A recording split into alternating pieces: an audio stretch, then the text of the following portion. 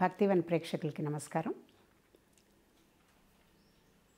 ప్రతి వాళ్ళం కూడా మనం ఇప్పుడు అష్టాదశ పురాణాలు చదివే ఓపిక కానీ అర్థం చేసుకునే శక్తి కానీ లేదండి.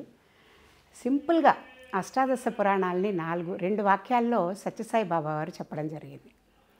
Love all, serve all, help ever, hurt never. Love all, serve all అనగానే మనకి అందరినీ కూడా irrespective of whether whatever they do to us, మనం మటుకు ప్రేమగానే ఉంటూ మన ప్రేమని వాళ్ళకి పంచాలి అనేది మనకు అర్థమవుతుంది. అందరూ దానికేమీ కులమత భేదాలు లేవు, వర్గాలు లేకపోతే ఇలాంటివి ఏమీ లేవు. సకల జీవరాశి అంటే కూడా ఒట్టి మనుషులోటే కాదు, జంతువులు కూడా అన్నిటినీ కూడా ప్రేమించగలగాలి, సేవ చేయగలగాలి. తర్వాత హెల్ప్ ఎవర్, హర్ట్ నెవర్ అన్నారు. ఈ హెల్ప్ ఎవర్, హర్ట్ నెవర్ అన్నప్పుడు ఎప్పుడైనా ఎవరికైనా మన పరిధిలో ఉండి మనం చేయగలిగిన ఏ సేవ, ఎటువంటి చిన్న సేవ అయినా కూడా అది వాళ్ళకి ఎంత సాయం చేస్తుందో, ఎంత వాళ్ళని సంతోషపరుస్తుంది అనేది, అంటే సంతోషం ఎక్స్పెక్ట్ చేసి మనం సేవ చేయమండి, మన బాధ్యతగా మనం సేవ చేస్తాం. సేవ చేయడం మన బాధ్యత. తోటి వాళ్ళకి ఏది ఉందో ఎంపతి అంటే మనం కనుక ఆ సిచ్యువేషన్లో ఉంటే మనం ఎలా ఫీల్ అవుతామో అవతల వాళ్ళు కూడా అంతే కదా అనే ఉద్దేశంతో మన దగ్గర ఉన్న సర్ప్లస్ ఏది ఉందో, ఏది చేయగలమో అది. ఈ విషయంగా నాకొక్కటి అంటే సింపుల్గా మనం యాక్రోనిమ్ లాగా పెడితే అందరికీ బాగా అర్థమవుతుందనే విషయంతో నేను హెల్ప్ ఎవర్ అనగానే నాకు ఒక మాట గుర్తొస్తుందండి. ఇంగ్లీష్లో ఆరాధన. అంటే మనం చేసే ఆరాధన ఏమిటి అసలు? ఎట్లాంటి ఆరాధన చేస్తున్నాం మనం? ఒట్టి ఒక రాయిలో ఉన్న దేవుడినే పూజిస్తున్నామా? బోళ్ళని పూలు, కిలో పూలు తీసుకొచ్చి పూలదండలు కట్టి పూజ చేసి అష్టోత్తరాలు సహస్రనామాలు చేస్తున్నామా? దాన్ని చేయడంతో పాటుగా మన చిత్తశుద్ధి బాగుండేందుకు సత్కర్మలాగా దాన్ని చేస్తూ మన చుట్టూ ఉన్న మనుషుల్ని దైవం మానుష రూపేణ అన్నట్టుగా మనిషి రూపంలో ఉన్న దేవుణ్ణి మనం మనకు చేతనైన సాయం ద్వారా వాళ్ళని భగవంతుడిని దర్శించడానికి వీలవుతుందా? ఇలా ఆలోచించినప్పుడు నిజమైన ఆరాధన అంటే సేవే అని అనిపిస్తుందండి. అంటే ఆరాధనలో మనకి స్పెల్లింగ్ తీసుకుంటే కనుక ఇలా నిలువుగా చెప్పుకుందాం. ARADHANA ఆరాధన స్పెల్లింగ్. ఇప్పుడు ఏ అంటే ఏ మామూలుగా, ఆర్ అంటే రూపీ అనుకుందాం. రూపీ అన్నప్పుడు మనకి ₹1 అనుకోవచ్చు, ఒక ₹1000 అనుకోవచ్చు, ఒక సలహా అనుకోవచ్చు, లేకపోతే ఒక ధైర్యం అనుకోవచ్చు. ప్రతిరోజు కూడా ఒకళ్ళకి ఏదైనా ఒక మంచి మాట చెప్పి భుజం తట్టే ఇది ఇవ్వచ్చు, సపోర్ట్ అనుకోవచ్చు.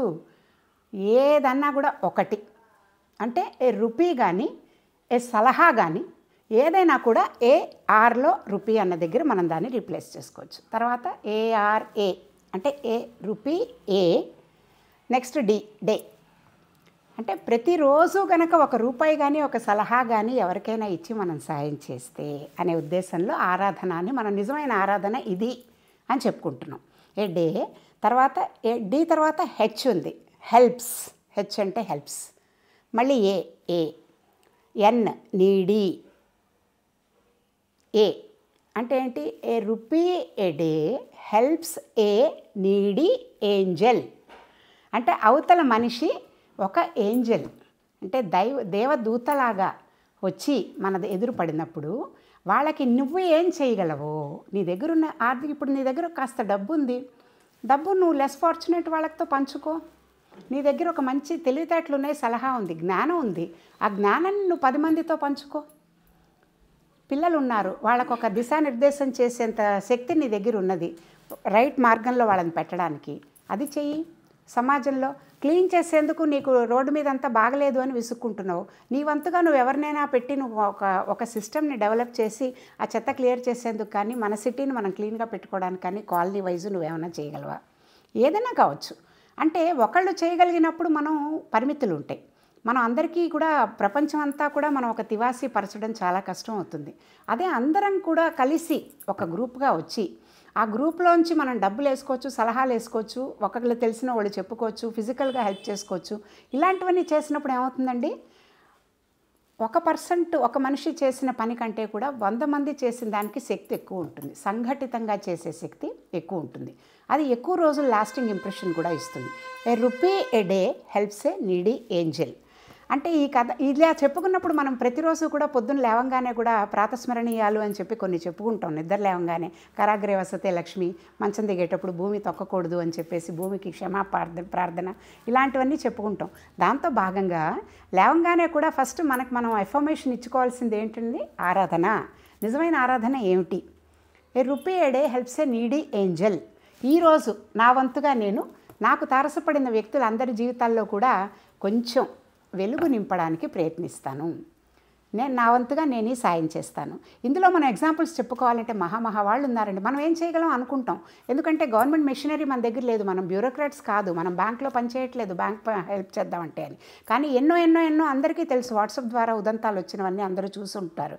బ్యాంక్లో ఒక ఎంప్లాయీట చాలామందికి ఫామ్ ఫిలప్ చేయడం రాక ఈ స్కామ్లు వీటికి వాళ్ళు లోన్ కాబడుతున్నారు, బీదవాళ్ళు, అన్ఎడ్యుకేటెడ్ వాళ్ళు అని చెప్పి గ్రహించి ఆవిడ ఏం చేసిందిట, ఒక ఆన్లైన్ దీని ద్వారా చెప్పి వీళ్ళందరినీ కూడా కస్టమర్స్ ఎవరైనా బ్యాంకు వచ్చినప్పుడు బీదవాళ్ళు లోన్ తీసుకోవడానికి వచ్చిన వాళ్ళని అందరినీ కూడా ఎడ్యుకేట్ చేయడం మొదలుపెట్టిందిట. అంటే నువ్వు ఎలా చేస్తే ఇలాంటి స్కాములకి లోపడకుండా ఉంటావు అని. అంటే అది ఆవిడ చేస్తున్న సేవ కాదండి, ఆవిడ చేస్తున్న ఉద్యోగంకి ఆవిడ జీతం వస్తోంది. అక్కడికి ఆగిపోవచ్చు కదా, అట్లా అనుకోలేదు. నేను కనీసం ఇంకో 10 మంది 100 మందికి ఇలాంటి స్కాముల్లో వాళ్ళు ఫ్రాడ్లో ఇరుక్కోకుండా చూడాలి అని అనుకుంది. దశరథ్ మాంజీ ఇప్పుడు యంగ్స్టర్స్కి ఎంతమంది తెలుసో నాకు తెలీదు. నేను ఒక 10-15 ఏళ్ల క్రితం నేను ట్రైనింగ్ ప్రోగ్రామ్స్ చేస్తున్నప్పుడు దశరథ్ మాంజీ గురించి ప్రతి విద్యార్థికి చెప్పాలని మేము, ఎందుకంటే ఒక దగ్గర కొండ 2 ప్రదేశాలని దూరం చేస్తోంది. ఎంపీనో ఒరిస్సానో, నాకు కరెక్ట్గా స్టేట్ గుర్తులేదు, చాలా ఏళ్ళైంది ఇది విని. విడదీస్తూ ఉన్నప్పుడు ఆ కొండ దాటి వెళ్తే కానీ పక్క ఊరికి వెళ్ళడానికి లేదు, బస్సులు కానీ ఇవన్నీ ఏమీ అక్కడికి రావు. ఆ బస్సు వెళ్ళాలంటే కూడా 14 కిలోమీటర్ల దూరం ప్రయాణించి ఇంకో చోటికి వెళ్ళాల్సి వస్తుంది. అలా పరిస్థితిలో వాళ్ళ ఆవిడకి డెలివరీ టైం అయితే ఆవిడని అక్కడి నుంచి పక్క ఊరికి తీసుకెళ్ళడానికి చాలా కష్టపడి, తీసుకెళ్ళడానికి అవస్థపడి ఆ 14 కిలోమీటర్లు ఆవిడని అక్కడికి చేర్చే లోపల ఆవిడ ఎక్స్పైర్ అయిపోతుంది. అతను ఏడుస్తూ కూర్చోలేదండి. అయ్యో, నా వైఫ్కి జరిగిన కష్టం వేరే ఎవరికీ జరగకూడదు నా ఊళ్ళో, నేనేం చేయగలను, నా దగ్గర ఏముంది, ఏమీ లేదు. మామూలు పనివాడు అతను, ఒక చిన్న కూలీ అనమాట. ఏం చేశాడు, పార ఉంది, పలుగు ఉంది, అంతే. ఆ కొండని చిన్నగా తవ్వడం మొదలుపెట్టాడు. రోజుకు ఒక కిలోమీటరు, రోజుకు ఒక 1/2 కిలోమీటరు చిన్నగా నెమ్మదిగా వేస్తూ పోయాడనమాట. అలా చేస్తూ 14 ఏళ్ళు చేసేటండి. ఆయన్ని కలవడానికి బయట నుంచి కూడా బోళ్ళంతమంది, తర్వాత ఆ సీఎంలు వీళ్ళు కూడా తర్వాత తెలిసి అబ్దుల్ కలాం గారు వెళ్ళారని వినికిడి ఆయన్ని కలవడానికి, ఆయన ప్రెసిడెంట్గా ఉన్నప్పుడు. ఇంత గొప్ప పని జరుగుతోందని ప్రేరణ పొంది ఒక్క మనిషి అయ్యో అని సిస్టమ్ని తిట్టుకుంటూ నా దగ్గర హాస్పిటల్ లేదే, నాకు బస్సులు రావే అని ఏడుస్తూ కూర్చోకుండా, బస్సు వేద్దామంటే ప్రాబ్లం ఏంటంటే ఆ కొండని పగలకొడితే కానీ అక్కడికేమీ నువ్వు ఫ్రీ యాక్సెస్ తేలేవు.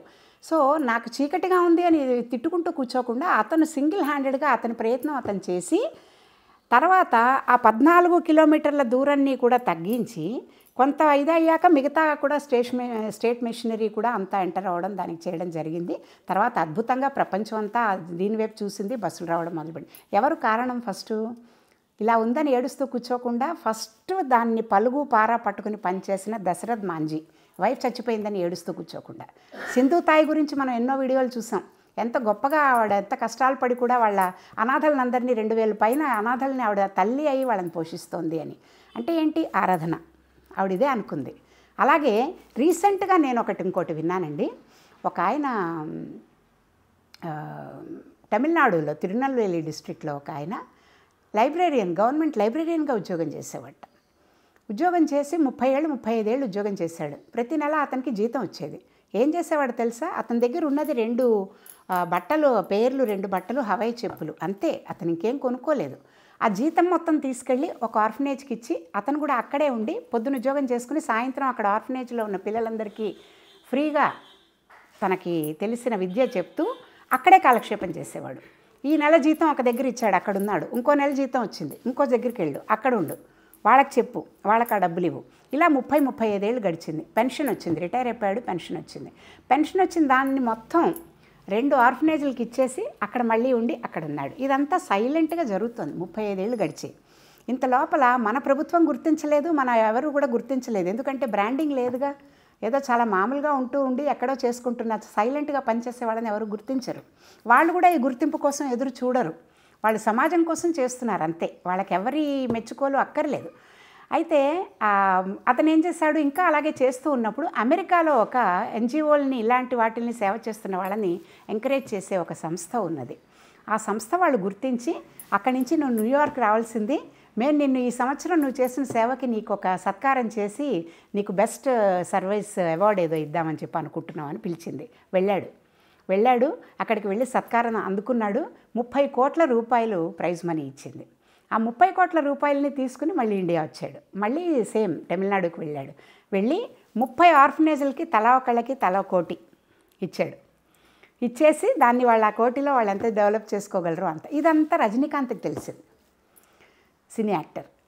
ఆయన చాలా ఇన్స్పైర్ అయ్యాడు. ఎందుకంటే తను కూడా ఇలాగే చెల్లిస్తాడు, మనుషుల ప్రాబ్లమ్స్ అంటే తను చేయాలన్న సేవ చేయాలని అనుకుంటాడు. కాబట్టి ఇదంతా అయ్యేసరికి ఆయనకి ఎంత వయసు వచ్చింది, 79 ఏళ్ళు వచ్చాయి. ముసలివాడైపోయాడు, అయినా ఇలాగే చేస్తున్నాడు విసుగు లేకుండా. అప్పుడు రజనీకాంత్ ఆయన దగ్గరికి వెళ్ళి ఆయన్ని కాంటాక్ట్ చేసి అన్నారట, నేను నిన్ను అప్ప అని పిలుస్తాను, నువ్వు నాకు నాన్నగారిలాగా, ఇంత వయసులో నువ్వు కష్టపడడం అవసరమా, నీ కొడుకున్నప్పుడు నా దగ్గరికి వచ్చి ఉండు, నీ సేవా కార్యక్రమాలన్నీ కూడా నువ్వు కావాలన్నవి చేసుకోవచ్చు, నా దగ్గర వచ్చి ఉండు రిమైనింగ్ లైఫ్ అంతా అని. ఆయన ఒకటే మాట అన్నట్ట ఫ్రాంక్గా, నేను తండ్రి అని నువ్వు అనుకుంటే నువ్వు నా దగ్గరికి రావాలా, నేను నీ దగ్గర రావాలా, నీకు రావాలనుంటే నువ్వే నా దగ్గరికి రా, నేను చేసేది ఇక్కడే ఉండి చేసుకుంటాను, నేను రాను అని.